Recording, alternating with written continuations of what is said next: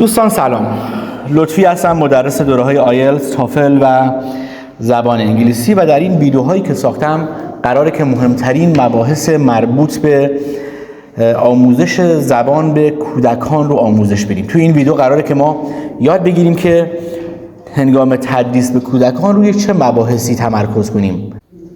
اگه به دنبال این نکته هستید که چجوری میشه جملات طولانی رو ترجمه کرد، فعل، فاعل، مفعول و عبارات رو چجوری میشه فهمید، درک کرد و ترجمه کرد، پس تا پایان این ویدیو با ما همراه باشید. ممنون که سابسکرایب میکنید، لایک میکنید و ما رو به سایر دوستانتون معرفی میکنید. خب عنوان مطلبی که میخوایم شروع کنیم اینه که what to focus on.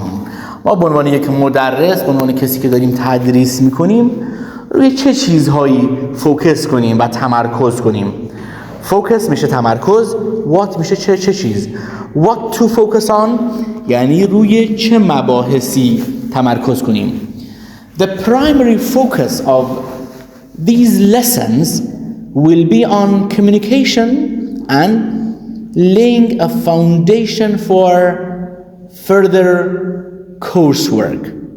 با کلمات مهم شروع میکنیم. فوکس، تمرکز کردن، communication، ارتباط، فاوندیشن همون فونداسیون یا بنا و پایه، کورسورک هم میشه کار کلاسی.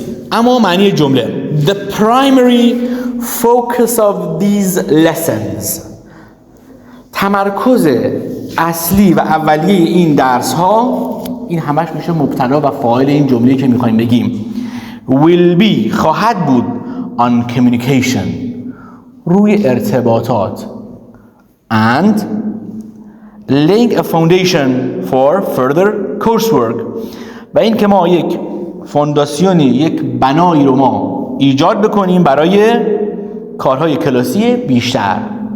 پس ما اشتباه میکنیم توی مدارسمون به دنبال مباحثی دیگه هستیم. ما در اصل واسه بچه‌هامون کمیونیکیشن و ارتباط یاد بدیم توی دوره پیش دبستانی و مهد کودک در واقع. و اما جمله بعدی students will practice the different sounds of the language and learn material such as the alphabet, numbers, colors and shapes. بازم با واژه‌های حالا مهمتر شروع می‌کنیم. practice میشه تمرین، language میشه زبان، material میشه مواد، اینجا البته منظورش مواد آموزشیه، alphabet الفبا، numbers اعداد، color هم که مشخص رنگ و shape هم میشه شکل. معنی جمله دانش آموزان میبایستی practice تمرین کنن، اینجا شد فعل کمکی و practice فعل اصلیه. چی رو تمرین کنن؟ خب بعدش مفعول میاد. The different sounds of، در واقع از اینجا تا پایان جمله میشه مفعولی برای should practice. خب should practice the different sounds of the language، صداهای مختلف زبان رو یاد بگیرن. در واقع بچه‌ها با صداها و آواها آشنا میشن. and learn و یاد میگیرن material such as، یه موادی رو یاد میگیرن، مواد آموزشی رو بچه‌ها ابتدایی یاد میگیرن، مثل alphabet الفبا، numbers اعداد، colors رنگ ها and shapes و اشکال. میریم برای اسلاید بعدی. باز هم همینه what to focus on، روی چی باید تمرکز کنیم به عنوان یک معلم. you شما will introduce vocabulary words gradually and may choose to study some simple structures that relate to everyday life too. این جمله هم یک جمله نسبتاً طولانیه، تقریباً 3 خط میشه. چجور ترجمه کنیم؟ خب you will introduce شما معرفی خواهید کرد. اول کلمات رو بهتره بگیم. introduce میشه معرفی کردن، vocabulary میشه واژگان. به خاطر داشته باشیم کلمه vocabulary کلمه‌ایه که غیر قابل شمارشه، یعنی اینکه جمع و مفرد نداره. ما در زبان فارسی میگیم واژه، واژگان، اما اونا vocabulary همش یک کلمه غیر قابل شمارشه. gradually میشه تدریجاً و choose هم میشه انتخاب کردن. structures میشه ساختارها، اینجا منظور ساختارهای گرامریه. relate میشه مرتبط کردن، ربط دادن. everyday life هم میشه زندگی روزمره. اما بریم سراغ ترجمه جمله. You will introduce vocabulary words. شما معرفی خواهید کرد کلمات واژگان رو. gradually تدریجی. gradually میشه تدریجی. پس ما هیچ وقت نباید بچه ها رو بمبارد کنیم با کلمات زیاد. تدریجاً باید واژه ها معرفی بشن. and و may choose to study some simple structures. may فعل کمکیه، ممکنه. may choose ممکنه که انتخاب بکنه. study some simple structures.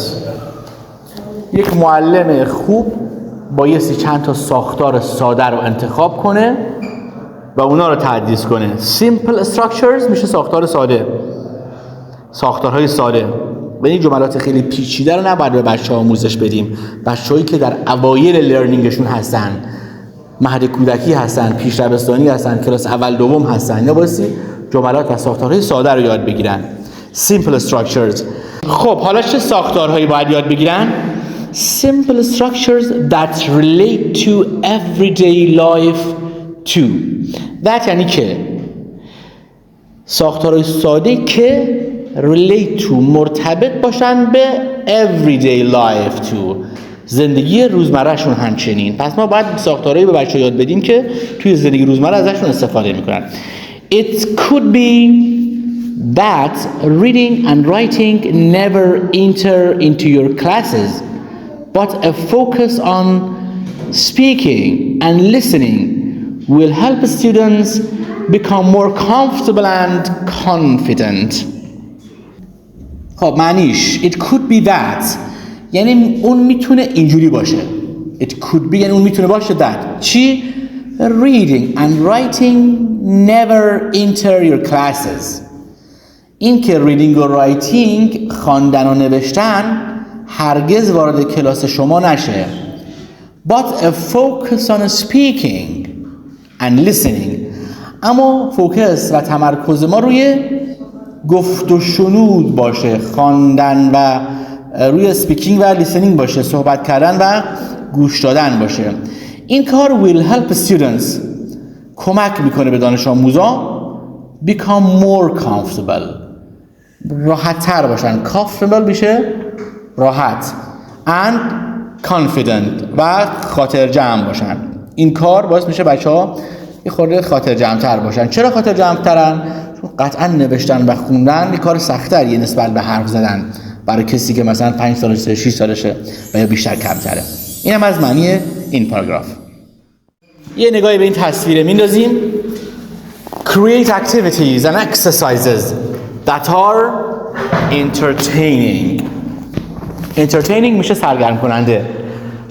گفته که ایجاد بکنید، create خلق بکنید، ایجاد بکنید activities فعالیت هایی and exercises و تمرین هایی تکالیفی that are entertaining که سرگرم کننده باشه. به عنوان یک معلم ابتدایی نباید تمرین سختی بچه‌ها بدیم، باید تمرین بهشون بدیم که سرگرم بشن، خوششون بیاد، کیف کنن، فان باشه براشون. برای که ما این متن رو بهتر حلاجی کرده باشیم، پیشنهاد میکنم که مهمترین واژه‌های تخصصی رو که امروز یاد گرفتید در زیر این پست کامنت کنید و بنویسید اگه شما معلم باشید چه پیشنهادهایی دارید که کلاس شما خیلی فان باشه و خیلی انترتینینگ و سرگرم کننده باشه. ممنون که لایک میکنید، سابسکرایب میکنید و ما رو به دوستانتون معرفی میکنید.